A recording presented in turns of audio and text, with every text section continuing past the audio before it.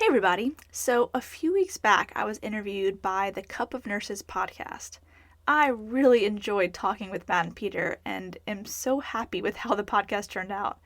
I feel like they gave me a chance to really share my heart for supporting nurses and the opportunity to talk about some topics I'm really passionate about. For those of you that don't follow the Cup of Nurses podcast, I have put a link in the show description so you can check out more of their episodes. They were gracious enough to share the audio file of our interview together, so that is what you're about to hear in this bonus episode is the conversation between me, Peter, and Matt. I hope you enjoy it. And speaking of, if you enjoyed this podcast, Rapid Response RN, if it's been helpful to you as a nurse, could you take a moment to rate this show or write a quick review? You know, I started this podcast with the goal of helping nurses feel more confident and competent when responding to emergencies. But the way the algorithm is set up, the more reviews a podcast has, the more the podcast platform will bring it to the top of people's search for nursing content. So, if you want to help more nurses find the Rapid Response RN and help me grow my show, drop a review. It would mean the world to me. Thank you in advance for supporting my podcast, and I can't wait to hear your feedback. All right, what you're about to hear is episode 175 of the Cup of Nurses podcast called What is a Rapid Response Nurse? So I want to remind nurses to be gracious with themselves. If you freeze, that's okay. You're not a bad nurse. You're a really good nurse that really cares about this patient and recognizes the emergency. But you do have to take the effort to be like, okay, I'm feeling this. I'm feeling this tachycardia. I'm feeling my hands sweating. I feel short of breath. What is happening right now? It's not incapacitating me. It's not hindering me. I'm actually about to be the best nurse for this patient. I gotta go. I've been working, told them please don't hit my phone. I'm in my zone, bruh, just leave me alone. Was on the road, but I swear I'm coming home. Now the drinks on me, I think we need a toast. See, I did it for me. Now my old friends calling, told them nothing's for free. Told me time is money, dog, swear I paid all my fees. I was starving for this game, now my family can eat. Hey everyone, welcome to the Cup of Nurses show. We are your hosts, Peter and Matt, two nurses on a mission to change this world one conversation at a time. So let's jump right into it. If you find value in this show and want to join us on this mission, please share and review the show. It would mean absolutely everything to us. You can find us on cupofnurses.com for the latest info, merch releases, and all the updates on what we're up to. For our lifestyle podcast, you can check out wearefrontlinewarriors.com. In this episode, we would like to introduce you to Sarah Lorenzini. Sarah is a rapid response nurse, educator, and podcast host who teaches nurses how to respond to emergencies. She is passionate about empowering nurses with confidence and competence to advocate for their patients. We talk about the roles of a rapid response nurse and how to properly deal with emergent situations. Sarah, thank you so much for being here. Thank you for your time. Can you give us a little bit about your background and nursing experience? Yeah, sure. So I started as a nurse in 2004 in the ER. I actually went to nursing school with the intention of being a pediatric nurse or like labor and delivery, but I got a job in the ER nursing school, and surprisingly, I fell in love with taking care of patients in crisis.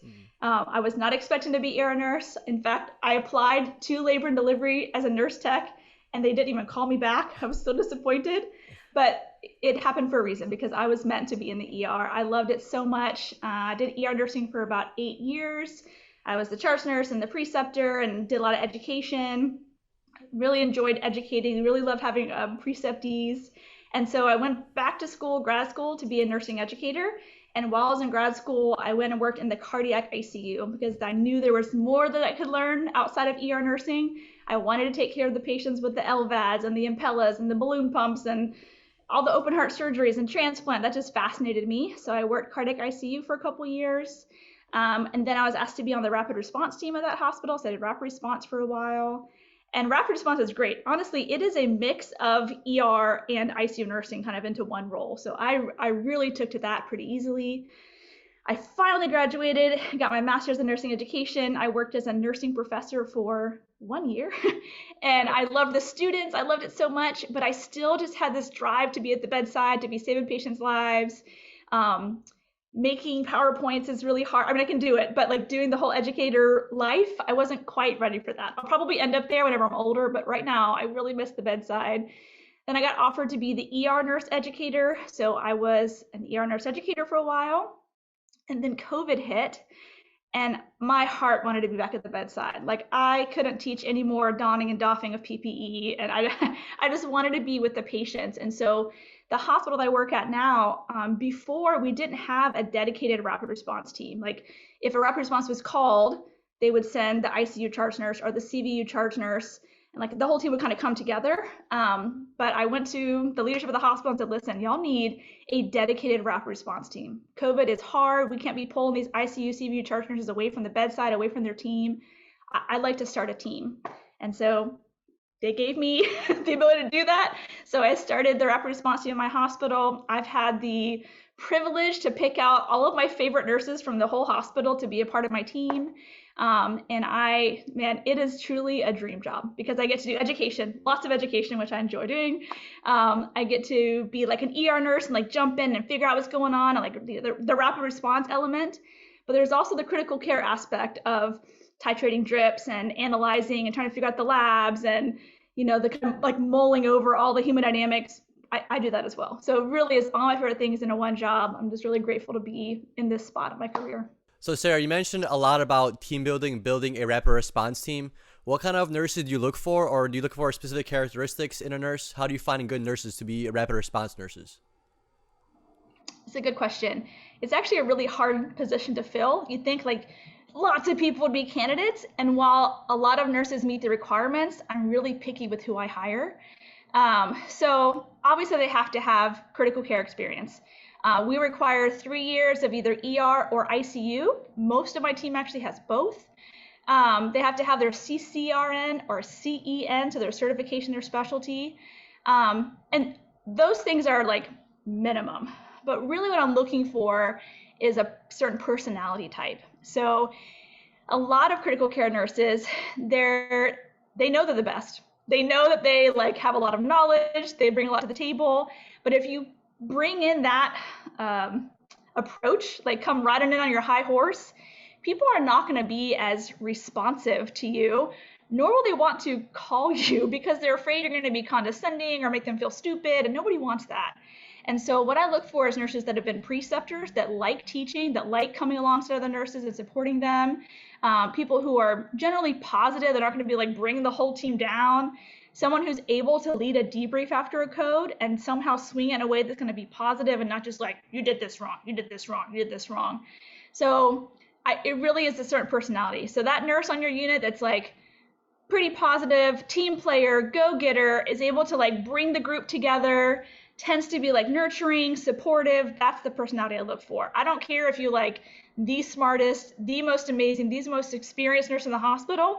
If you're rude to people or you can't coordinate a team effort, that's not who I'm looking for. It really is personality as much as it is clinical aptitude.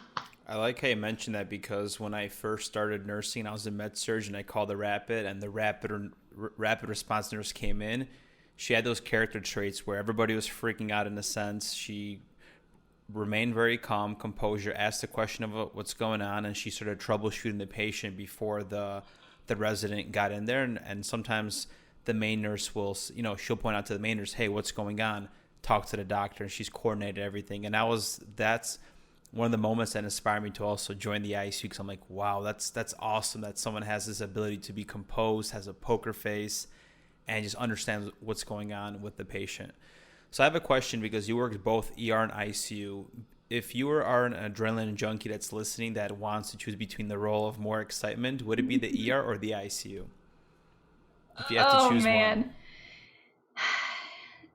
So they are very different. I think you can be, it's not so much adrenaline junkie as it is like, what is your pace? And so nurses that kind of tend towards liking everything to be organized and structured and planned out, kind of know what to expect, like the analytical type, would love the ICU. They might find themselves very frustrated in the ER role. On the contrary, nurses that are kind of messy and they're okay with chaos and they're okay with like moving forward without having all the information, they do really well in the ER and kind of get bogged down in the ICU, all the little details you keep track of in the ICU. And so I think both environments have their element of like adrenaline, if you want to say that. The ICU is often like the same. Oh my God. And then there's this whole, experience where it's a little bit chaotic, but then you try to get it back to where it's a little more controlled. The ER is just constantly flying at you. And it's not all adrenaline in the ER. You also get like the little kid with the broken bone and like the old man with chest pain times 6 months. Like it's not just constantly like gunshot wounds. So I don't know if I can really answer that question perfectly, but I do feel like it's more of like a personality type, not so much a adrenaline junkie. Honestly, I would not identify as adrenaline junkie myself. What I really love about both environments is the opportunity to be with patients and their families who are in crisis. It really takes a certain personality. So if I'm so focused on like the task and like go, epinephrine, CPR, all the things, and I forget that there's like a human in the bed or there's a family member that's watching all of this, then I'm not a good nurse.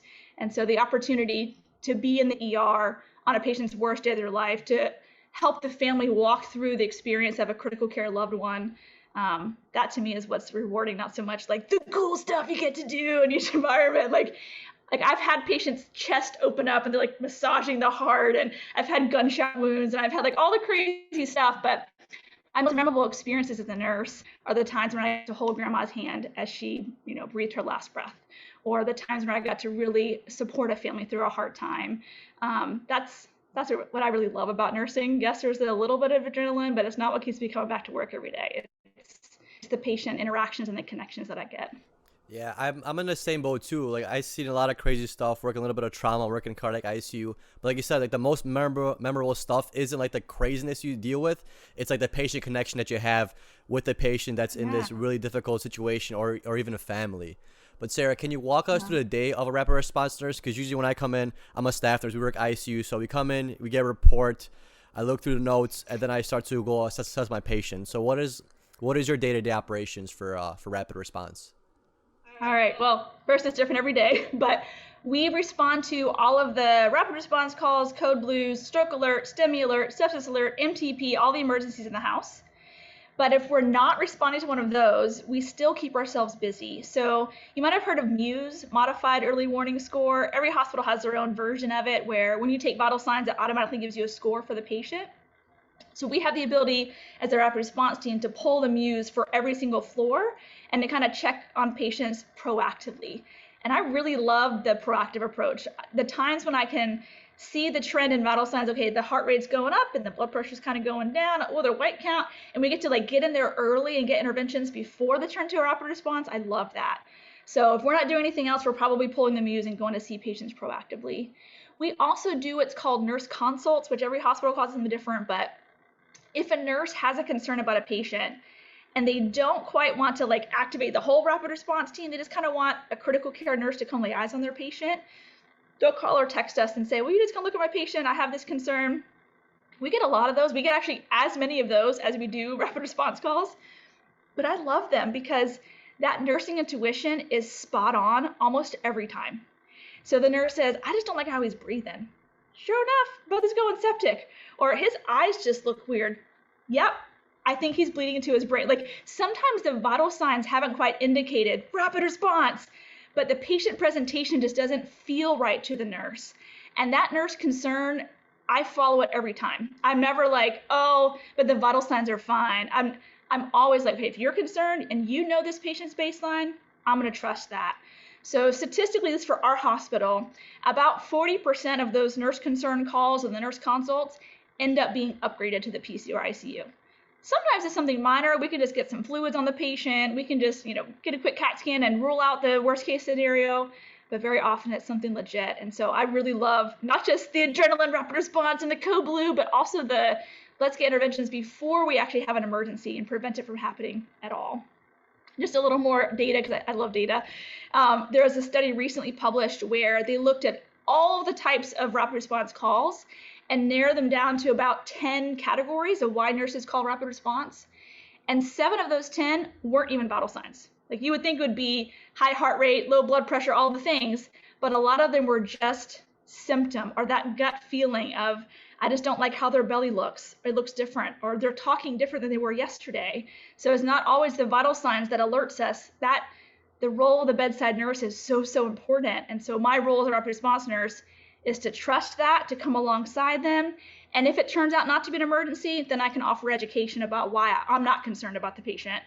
But again, my approach would never be like, this isn't an emergency. Instead, I say, what's concerning you? Like, how can I support you? Let's get to the bottom of this. I'll call the doctor. I'll help to advocate. So every day is different. Oh, we also start ultrasound guided IVs. So that's kind of like intermixed in between the emergencies that we attend. But on an average day, I'll do maybe 7 or 8 rapid responses, a handful of ultrasound guided IVs, a handful of nurse consults, a code blue like every other day. It's not every day we have a code blue, which is good. That's how it's supposed to be, right? Some more data, if you care to hear the data. When we started the rapid response team, our amount of rapid responses tripled, which is great because nurses are like, oh, there's a dedicated team for this. I can call them. I'm not bothering the ICU nurse. And when rapid responses tripled, code blues were cut in half. So that whole early intervention piece is so important. I'm so passionate about it, as you can tell, because I want to rescue the patient before they're hemodynamically unstable. I want to get to them and get interventions going before they crash, because that is better for their outcome. That's a very great statistic that code blues got cut in half.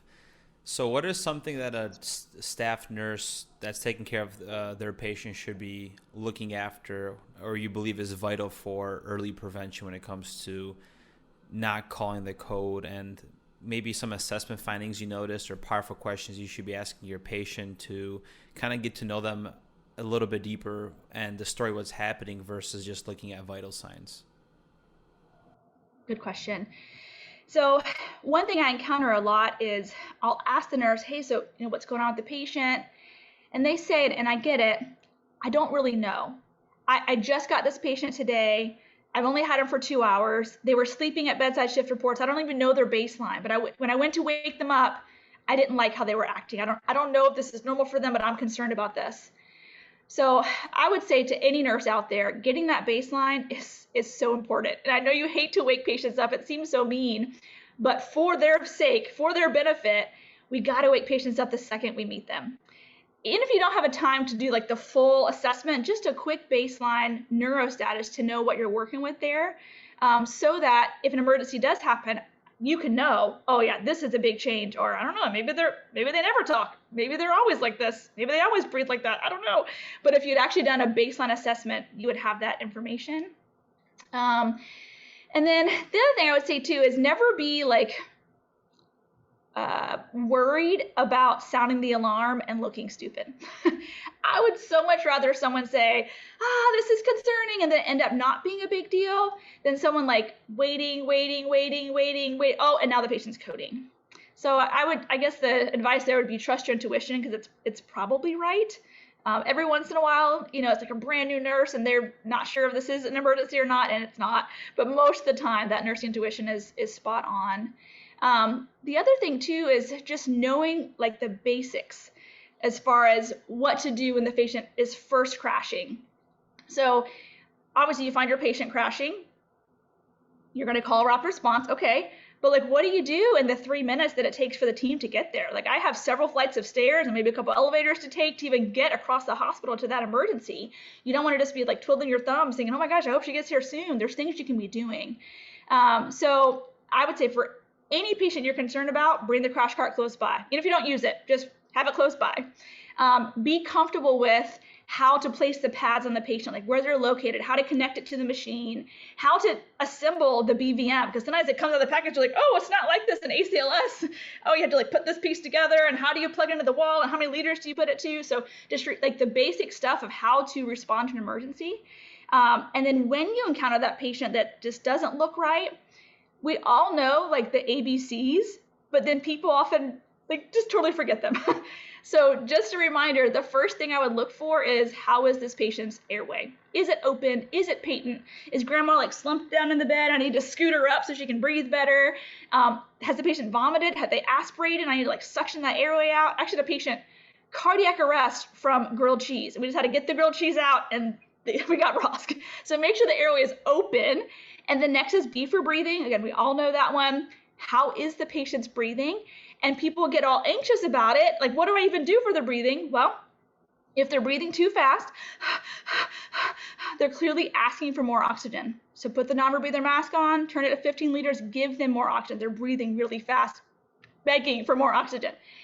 But if you're watching their chest rise and fall and you're like, they just don't have much chest rise and fall. What is that, like 4 or 5? So that patient doesn't just need oxygen in their nose, they also need breaths. And so feeling empowered to go ahead and put that BVM together and actually breathe for the patient. So that's airway, and then breathing. Are they breathing too fast? Are they breathing too slow? And then intervening appropriately each one. I've seen a couple times when the patient's breathing like 2 breaths a minute and they just put a nasal cannula on the patient. But again, if you're not actually like sucking it in the patient, then that nasal cannula is not helpful. And then finally, circulation. So sometimes it's obvious, like, do they have a pulse? No, they don't. I have to circulate for the patient. But sometimes they're talking to you, and I would say in that moment, make sure as the nurse that you have access to the circulatory system. So go ahead and check all your IVs, make sure they're working. I would rather know when I walk in the room that, hey, that IV is not working, than wait for the patient to cardiac arrest, and now I'm struggling to get an IV, having to do an IO on the patient. So let's make sure we have access to the bloodstream. So that's my big ones. Make sure you know where the crash cart is. Make sure you know where like the code blue button is, or the lever, whatever you have at your hospital. Make sure you know how to get the pads on the patient, how to put the BVM together. And then when you're responding to the patient, airway, breathing, circulation. I know it's like so basic, but people they freeze and they forget about that basic stuff. And they're focusing on like, oh my gosh, what drugs did I get the patient last? Like, oh, what did I miss? Not thinking about what I need to do right now in this moment. So much to reflect on there, and I'm thinking about myself as a new nurse. The hardest part for me was, yes, getting comfortable with the communication, or I should say with the equipment, where things are, how to put it on. And that BVM mask, that was one of my biggest hurdles as well, where I felt very uncomfortable pushing the bag mask, and also getting comfortable and understanding that, hey, my patient needs some O2, the nasal cannula is not working. I feel like that was always respiratory's role when I was around in med-surg and having a patient, so I never was able to play with that equipment. And can you tell us a little bit about the dynamic when it comes to taking care of the patient? What do you do as like a team lead of the R team? What should be your other roles as far as the staff nurse and the dynamic of the whole entire situation? Yeah. It's really important to me that we don't just show up and be like, all right, we're here to take care of this mess, we're the rapid response team, but to really approach it as if we are here to come alongside you and support you with our critical care background. And so, yes, we do kind of assume the role of team lead and like delegate what needs to happen, but not in a way that's going to make anyone feel stupid or like push them down, but rather to elevate it. And so as far as the team lead role, when I first walk in the room, I'm doing a quick scan of the room to make sure I have everything I need. Is suction set up? Do I have someone on compressions? Is there someone documenting? Is the crash cart close by? It's like, you'll probably see me scan the room, but I'm thinking about 30 things all at one time to make sure everything's taken care of. And then wherever I see a gap, I'm just assigning roles and making sure the role that I've assigned, they feel comfortable doing. So I would never want to give, say, like a new grad documentation. That's a really hard role if you've never done it before. I might put them on like compressions or pushing the drugs in, right? Something a little bit more simple. So yeah, team lead, their job mainly is to make sure all the roles are filled and to kind of observe and make sure that it's all happening appropriately. So in our hospital, residents are the ones that respond to the rapid response calls, which is great, but they are also learning. And so I come to it with 18 years experience in critical care and ER and a master's degree. Emergencies are my jam. And a lot of them, even though they're physicians, they're still kind of learning, like, is this sick? Should I be concerned about this? And sometimes I have to be really forceful in pointing out, this patient is diaphoretic. I cannot feel a radial pulse. I look at their legs, they are mottled. I'm very concerned about blah, blah. So just making sure that the team leader, the physician, is hearing all of my concerns and kind of making sure that they're addressing all the things that are concerning to me, not just being like, well, let's see what the doctor says and sit back and let it happen. I really take a very forward position in making sure all the roles are filled and making sure all the patient concerns are being addressed, either diagnostically or intervention-wise. So Sarah, does that answer your question? Yeah. So when a rapid response is called, is it just you and a physician that goes down to assess the rapid response, or is there more nurses that you bring along with? Yeah, so it's either one or two of us, depending on how many emergencies we have happening in the hospital at that moment. So minimum one of us, and then the ICU resident or nurse practitioner or PA, and then a respiratory therapist comes, phlebotomy also comes. That's it for rapid response. When you call it code blue, it's a lot more people, and the ICU attending also comes, but oftentimes it's just me and the ICU resident, who it might be like their second year as a physician. And so we work collaboratively to make sure that everything is being addressed, looked into, investigated, treated for that patient. And then we'll decide together, does this patient need to go somewhere else, like ICU or maybe progressive care unit, or can we stabilize them to stay here? And again, we'll talk through that together. And Sarah, what are some common or universal questions that you would ask the nurse that's calling rapid response? That's a good question. So we've done lots of education in our hospital. So the nurses are at this point like prepared with that response. But when I first started, they were like, they might be hiding in the corner somewhere. But now they kind of know. I really just want to know what the patient's here for, what led up to this event, like in the last hour, what's happened, what drugs have they gone to a certain procedure, and then how different is this from baseline? Because you might call a rapid response for unresponsiveness, but the patient is always nonverbal and unresponsive. So I kind of want to know what the baseline is. So that's basically it. What's their baseline? What's happened the last hour? What are they in the hospital for? And then if there's any concern specifically that you have, tell me. Don't be afraid to tell me what concern you have. And so now I walk in the room and they're like, hey, Sarah, I'm a primary nurse. And here's what's going on with the patient. Here's what they're here for done. What I don't need to know is they had an appendectomy in 1987, and they also have an IV in the left AC, and they have been in the hospital for 6 days, and they had all the little details that don't pertain to this exact moment. We might get to those, but initially I just want to know, what are they here for? What's happened? What concerns you? And I love when the nurse already has a brand new set of vital signs. They walk in, they say, oh my gosh, they don't look good. And they call someone to get a new set of vital signs so we have that to look at. Otherwise, that's the first thing I'm doing is I want vital signs to know how low is the blood pressure, how high is the heart rate. So basic assessment, basic history, and then new set of vital signs. And I think going back to what you were saying earlier, the power of getting your baseline assessment, I think that's so powerful because having some experience in med-surg, if it's your first time, go do everything you have to in that room. Find out their neural status, just like you said, how they're breathing. Just get to know them, because having 5 or 6 patients, you become so busy, especially as a night shift nurse, you don't check up on them, or maybe they're sleeping. The shift goes by and then it's early morning, and I'm sure you get rapid responses at 6 a.m., which is a very common thing anywhere we travel, nurse, because you were just so busy. And I don't blame them. Sometimes it's like a stigma in the ICU. It's like, 6 a.m., somebody's going to call rapid. It's one of those things. But yeah, baseline assessment.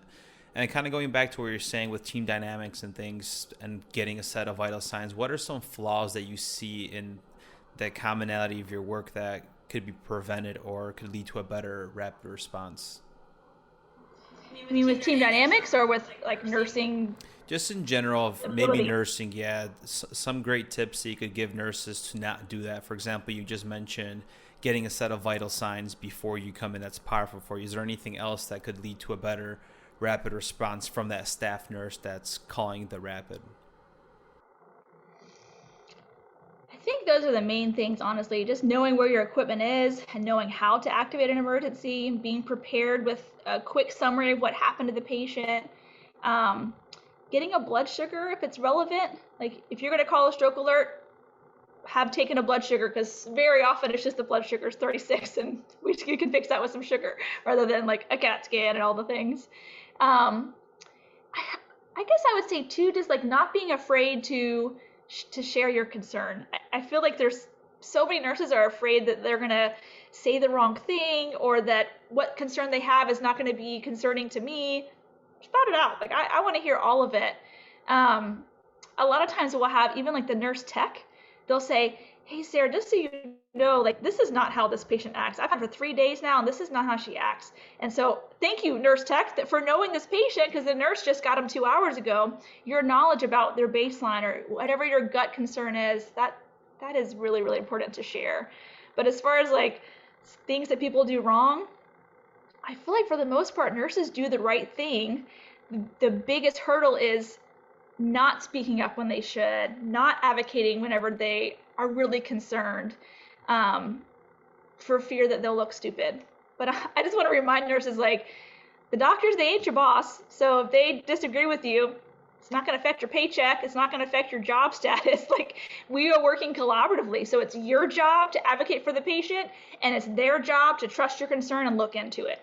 So I'm kind of like, I don't really care. I don't really care if the doctor sees me as annoying or abrasive or whatever adjective they might describe me. I'm like, I don't do this job for you. I do this job for the patient. And so just feeling empowered to speak up whenever you're concerned about your patient.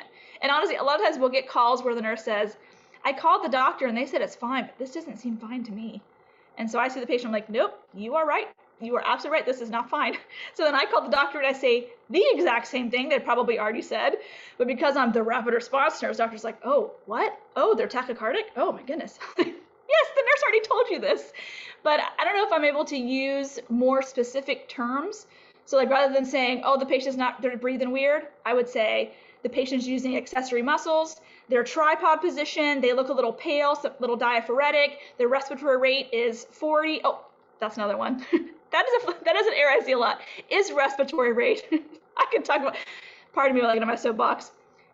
I feel like respiratory rates are documented erroneously a lot of the time. I'll see the patient's vital signs and it says respiratory rate of 16 for like 5 days. But then I go see the patient and they're clearly breathing 45 times a minute. I'm like, there's no way they went from 16 to 45 in 10 minutes, unless something drastic happened. But usually patients kind of work up to that. And so I want to remind nurses that one of the first indicators of patients getting sick is that respiratory rate. The body tries to compensate. When you're acidotic, the body's going to try to blow off that CO2. And it might not be that they have a respiratory problem, but the respiratory system is what's activated to start compensating for that problem. So nurses that actually take the time to watch the chest rise and fall, man, they can gather so much data from that. Not just a rate, like, oh, it's 35, but also like, what is their worker breathing? Are they using accessory muscles? And what is the pattern of their breathing? Are they having big pauses? Are they breathing shallow breaths? Like, there's so much data you can get to figure out, is this a neuro problem? Is this a respiratory problem? Is this a COPD breath? Like, there's so much you can get just from watching the chest. But when you just write 14 or 16 or 18 every single time, you miss the opportunity to really look into what's happening to your patient. So I guess that would be the one that I see a lot, is respiratory rates that are documented in a way that I know that's not what it was. Yeah, I think all nurses, well, at least majority of nurses are probably guilty of doing that. Even myself, I do it sometimes. Sometimes the respiratory rate doesn't carry over from the monitor, so I just peek over there. Grandma's breathing. She's breathing pretty fine. It looks normal to me, so I'm just going to type in the 16. But sir, I have another question for you. This is regarding dealing with a nurse that's really stressed out or maybe freaking out about the situation, because even the smartest nurse can freak out in emergent situations. So has there been a situation where you're called to rapid response and a nurse is freaking out and you kind of had to help her calm down and relax, because now you have the deteriorating patient and you had this nurse freaking out, so it's almost like having two patients at the same time? How do you deal with that, and how can nurses prevent themselves from freaking out like that? That is such a great question. All right, so I'm going to go back a little bit to pathophysiology. We all know about the sympathetic nervous system, right? It's the whole like fight, flight, or freeze that your body does to help you handle an emergency. And so when the SNS is activated, epinephrine, norepinephrine are released. That makes your heart squeeze harder, your blood vessels kind of clamp down, your blood pressure goes up, your heart rate goes up, your vision actually gets better, you are physically stronger. Like, all these things kick in to help you in an emergency. I think the best example that I've heard is what you would do if you were to see a bear. So like, if I saw a bear, I would either fight the bear, or I would run from the bear, or I would drop down to be still and act like nothing was happening. Hopefully the bear would walk away. So fight, flight, or freeze. And what's interesting is the same thing happens actually when your patient's having an emergency. Your body says, oh my gosh, there's an emergency, fight, flight, or freeze. And everyone chooses a different one. And it's not like a conscious, I choose this one today. Your body chooses it for you. And so either I've seen nurses freeze, like literally they can't move, they can't think, they can't remember what the patient's here for. They're like shaking and breaking out in hives, and like you can tell they're hyperventilating. That's their body's response to stress. And it's normal. There's nothing wrong with them. That's what their body does in stress. Other nurses I've seen like fight, like literally they get really aggressive and their voice gets louder and they're like really irritated, it seems like. Again, I see this a lot with like rapid response nurses or critical care nurses. They're like, they recognize an emergency and they get really aggressive because that is their body's sympathetic nervous system activating. Again, totally normal. Doesn't have to be that way, but totally normal. And then the last one is flight. I don't see this as much, but every once in a while I'll be like, where's the primary? Has anyone seen the primary nurse? And they're like in the bathroom, or they're 3 doors down checking on another gam. Like they're not even like in the emergency because they've physically run away from it. So all of those responses are normal. I want to start with that. But I think what's important for nurses to learn is that you could actually kind of retrain those neural pathways of how to respond to an emergency. You don't have to just do the same thing and be freaked out every single time. You can kind of learn to be mindful of what your body's doing and like channel that SNS to help you. So I was not always the Sarah that you're meeting today. I used to be much more, like people pleaser, concerned about what people thought about me. Public speaking was like not my forte at all, but I really wanted to be good at it. And so oftentimes I would get up to do whatever thing I had to do, and I would feel my heart racing, and I felt like nauseous in my stomach, and my hands got all sweaty, and I felt like I couldn't catch my breath. And I would say, oh my gosh, I can't do this. I can't do this right now. I'm too short of breath. My heart's racing too much. I can't do that. I feel nauseous. I can't do this. But I had to learn, like, okay, Sarah, whenever all those things are happening inside of you, that's actually your sympathetic nervous system kicking in to help you. So that nausea you feel, that's the gut shunting blood away from the gut towards the vital organs, right? That heart racing, yep, your heart is racing, so you have increased cardiac output. You will be stronger, sharper, faster. So I just tell myself, like, when I feel that, okay, it's go time. I'm about to be my best Sarah, the best version of Sarah right now. Yes, I have this sensation in my chest, but that's because my body is preparing me to handle an emergency. It's not an emergency, a life threat to me like a bear. It's a life threat to my patient, and therefore I need the SNS to help me with that. And so in the moment of the nurse freaking out, not like, well, let's talk about the sympathetic nervous system. I would never do that then, but I will definitely like pull them aside afterwards and kind of talk through that, let them know that it's normal to feel that.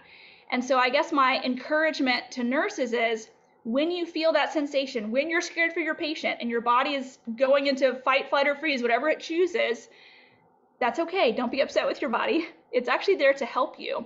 And so I've had to kind of retrain myself over the years. Okay, when I feel this, I'm about to be able to notice more things than I would usually notice in the patient. Those little changes in their assessment findings, I'll pick up on them even better now because of my sympathetic nervous system.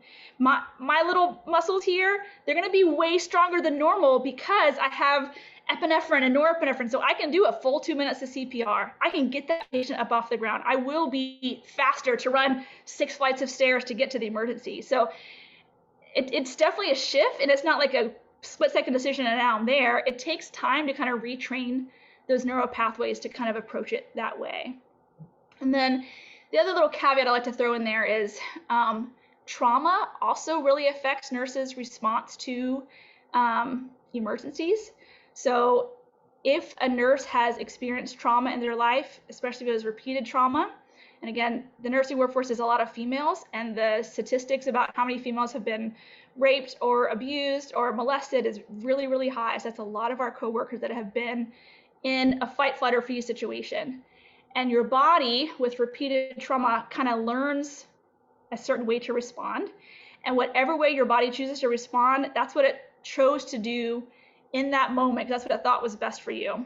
So if you froze for so many years in response to whatever trauma, that's going to be your response when your patient's having an emergency as well.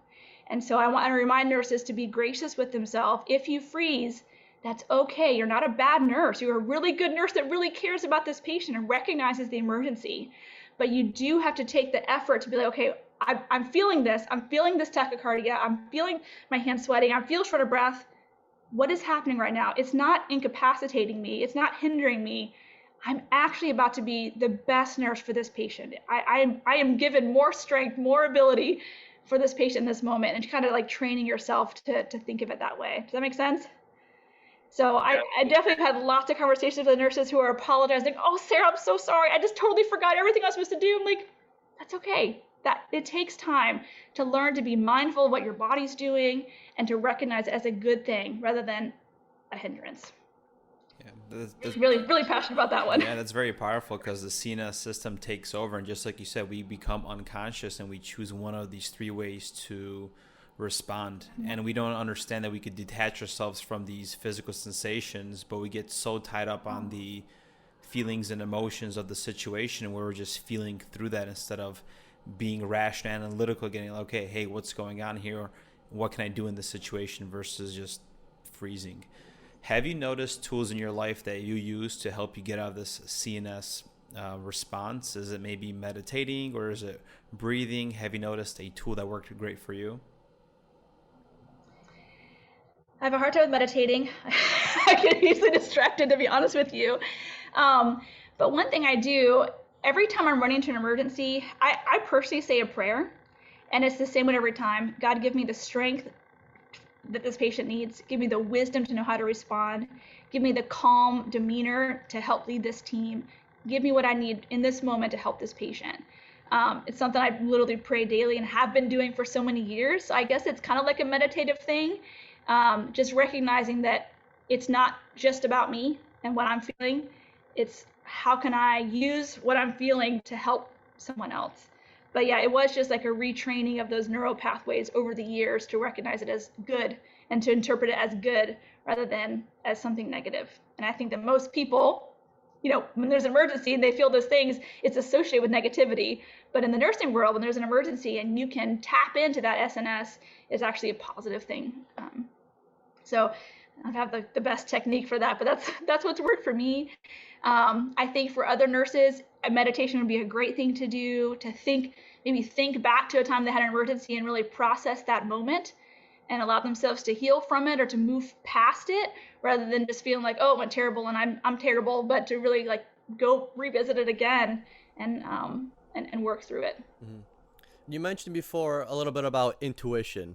And with intuition comes confidence. And I know when I was a younger nurse, I had the right intuition, but a lot of times I would not tell people what's going on. And I would go home and I would come back next shift and I'd be like, oh, what happened to Steve? And it's like, oh, his bowel perf. And I was like, God damn, I knew it. I knew he was a little more distended. I should have said something, but I didn't. So it kept happening to me.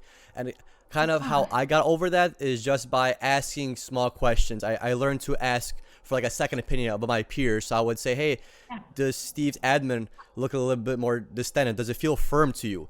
And then I would get that reinforced, like, yeah, it does feel a little more distended. It does feel kind of firm. What do you think is going on? And that's how I was able to learn confidence. So my question to you is, how are you able to build confidence? And also, how can you help somebody else build confidence? Because when I used to orientate new nurses on the unit, I could tell which nurse was thinking about something but wasn't asking. So a lot of times I could tell by their facial expressions, and I would go up to them and ask, like, hey, what's going on with your patient? And then that would solicit them having to ask me a question or tell me something that they're thinking about. So those are two ways that I build confidence, and the other way was that I build confidence in other people. So how did you go about building confidence for yourself, and how can you build confidence for others? That's good. So as far as for myself, it just took time. I mean, my first year of nursing, that was probably like the main thing that I acquired, was learning that what I felt was probably right. There was a lot of times when I second guessed myself because I felt like something was wrong, but then the vital signs were perfect. Or I was concerned, but the doctor said it was fine. But then I would learn 3 hours later, oh, you're right, the patient's bowel perf. That's that intuition, that feeling that I had. That's because they were about to perf their gut. So I feel like it just time kind of helped me. The other thing too is I ask a lot of questions. And so the experienced nurses on my floor, if I heard them talking about a story or whatever, I would ask them questions about their patients. How did you know this? How did you know this? What concerned you about that? How did you do that? Like, so many questions. So then I'm not only learning from my experience, but I'm also gathering all the knowledge from all of their experiences. So again, asking lots of questions, you kind of start to put pieces together like, okay, these 3 symptoms together equals bad outcome. Okay, this vital sign with this vital sign equals this for the patient. You kind of like learn to put those together.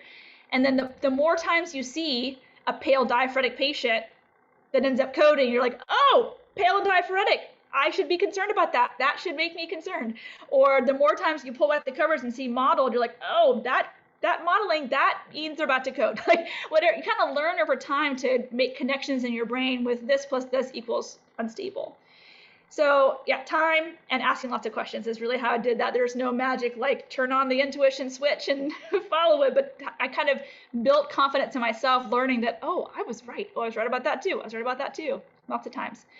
The other one, as far as building other people's confidence, we get lots of those calls of nurses like, hey, Sarah, what do you think about this? Or what do you think about their belly? What do you think about the way they're looking or the way their breathing is?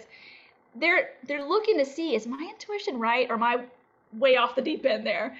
And one thing that I've found is by asking why questions, it puts people on the defensive. So I'm like, well, why'd you do this? Well, why are you concerned about that? Well, why do you think that's a bad thing? Immediately like, oh, well, I didn't know that. People get defensive when you say why. But just like you said, what's going on with your patient? That's perfect. Or I'll say, what concern do you have for your patient? Or tell me about your patient, or anything that opens the door to conversation. But if you start with the why, it automatically shuts people down. And so when I go to rapid responses, I try really hard to get there before the doctors, because they always say, why did you call a rapid response? And the nurse is like, well, should I call a rapid response? I don't know, is this an emergency? You can tell them getting kind of anxious about the why question.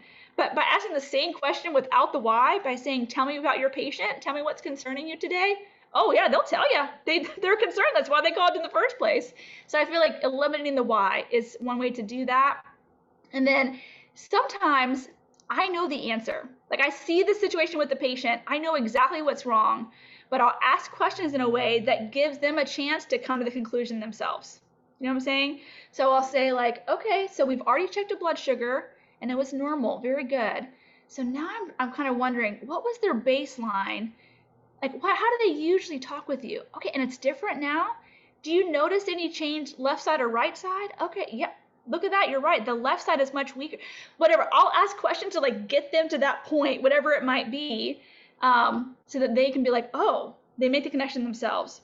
Or I'll think out loud. I'll say, all right, so when a patient has altered mental status, the first thing I'm thinking about is, what's their blood pressure? How was their blood pressure? Okay, so it's not the blood pressure. The next thing I'm thinking about is, and I'll basically walk them through the things that take me this long to think through. I'll do it step by step by step. And you can see them be like, oh, that's what it is. Oh my gosh, we should check for that. And it's cool to me. I would rather empower another nurse to figure it out and feel confident that they did than to be like, oh, this, done. That doesn't make me feel any better about myself. It doesn't. I think a lot of people assume like they will feel more awesome if they can just be like, mic drop, done. But for me, a better day is when I instilled in another nurse the confidence and the competence to recognize the patient's decline themselves than to just be like, oh, it's this, we need to do that. That doesn't help anybody. I'd rather just give them the time to figure it out. So that's kind of how I do it. Ask questions. It's called Socratic questioning. If you think about like an educator, it's where you're asking questions for them to kind of figure it out themselves. That's very powerful, Sarah. And I like how you mentioned that where you're asking open-ended questions to help them build the confidence. So that's why you took the role of being an educator, because through education, you're empowering that nurse versus we all know that old-fashioned nurse that comes in that's just kind of grumpy and is a straight shooter, which is great. She knows what she's good at and what she can do, but it kind of leaves you to becoming defensive when you're asking that why question. And just like you said, maybe because of our trauma as in the female dominant healthcare, whatever it is, we shut down and we take it so personal where we become defensive, and then we just start losing our train of thought versus the open-ended questions having a calm environment and building the data, just like you said, to figure out what's going on, and then they feel empowered.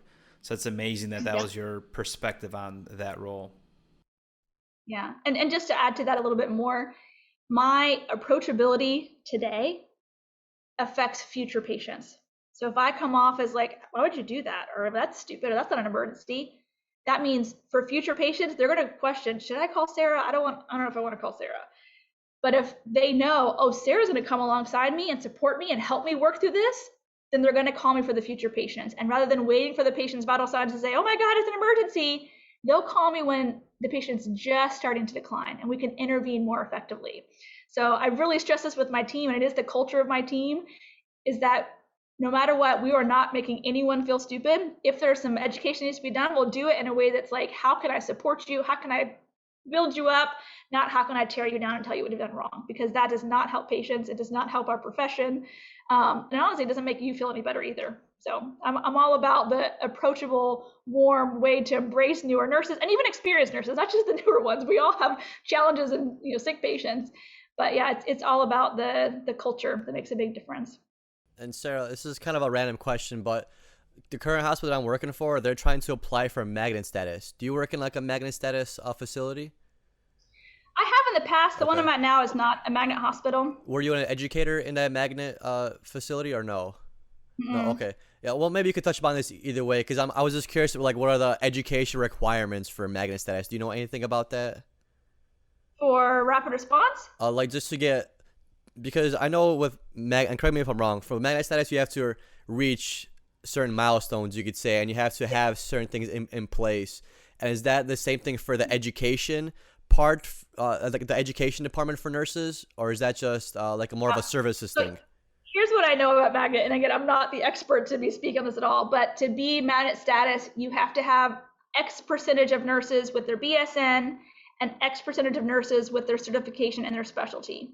And so magnet hospitals really push their nurses to get that certification.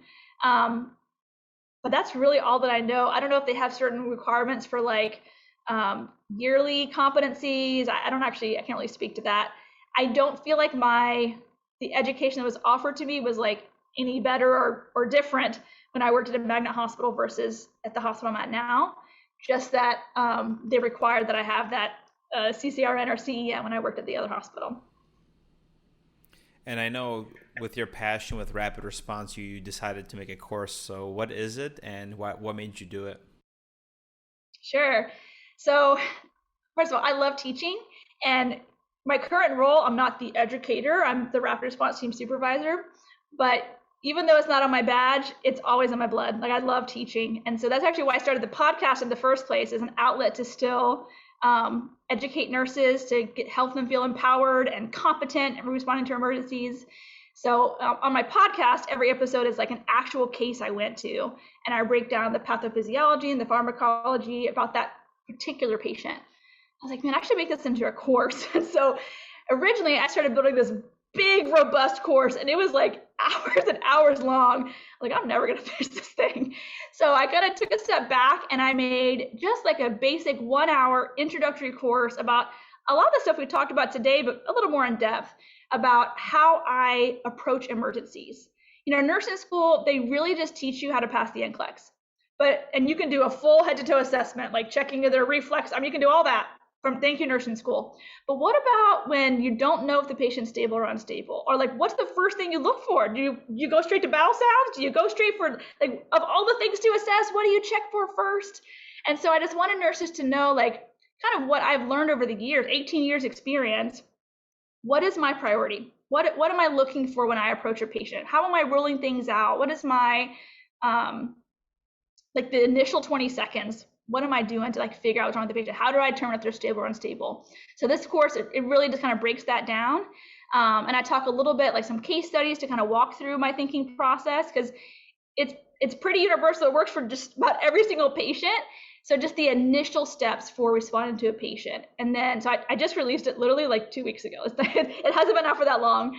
And then I'm still in the process of building that big, robust course. And whenever it's done, I'll release that one too.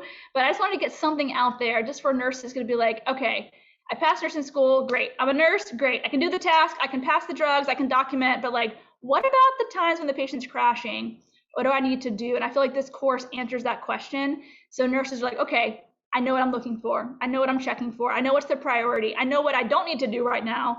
And I know what I need to focus on for this patient. So that's kind of what the course is.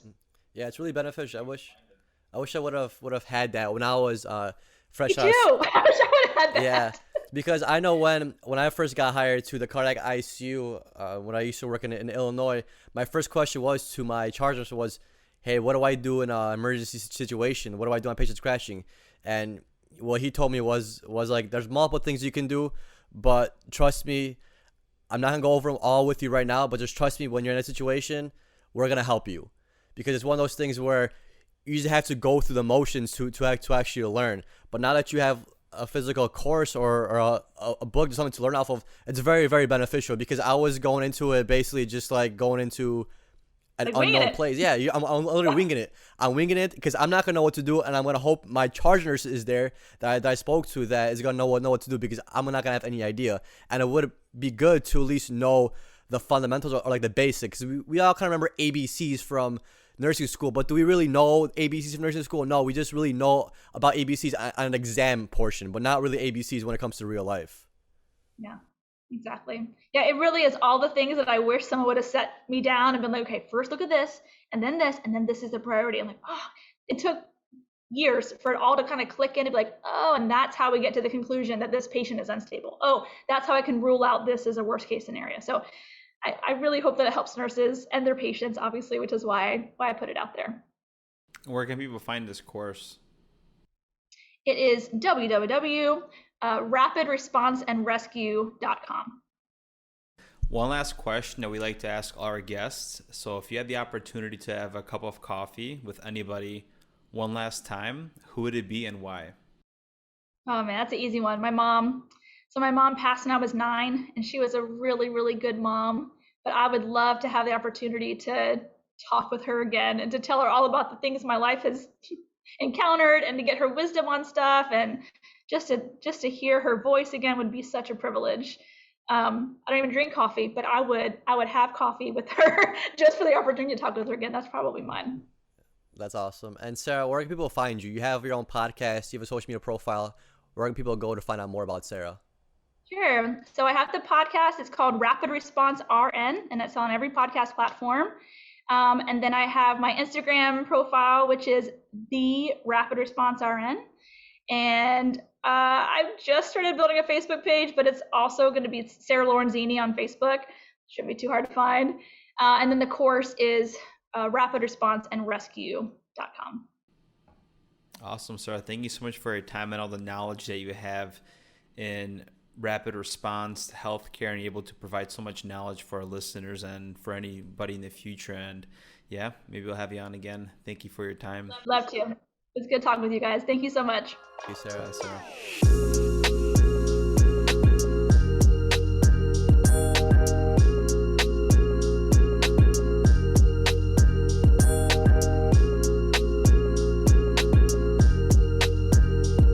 Well, that's it for today's episode. If you like this podcast, I'd love to hear from you. You can shoot me an email with questions or comments, and it would mean so much if you could take a moment to write a review on iTunes, as this helps more listeners find this podcast. Thanks for listening, and I hope you learned something that will save a life. Remember, nursing is a team sport, so trust your intuition and don't give up advocating until you are confident you've done what's right by your patient. You've been listening to the Rapid Response RN podcast. The views and opinions expressed on this show are that of Sarah Lorenzini and hers alone. They are not intended as medical advice and should not take the place of your institution's policies or procedures. Evidence-based practice is ever-changing, and your patient's care should reflect the current best practice. If you want to get in contact with Sarah, you can find her at rapidresponsernpodcast@gmail.com or on the Rapid Response RN Podcast Facebook page, as well as the podcast website, rapidresponsern.com.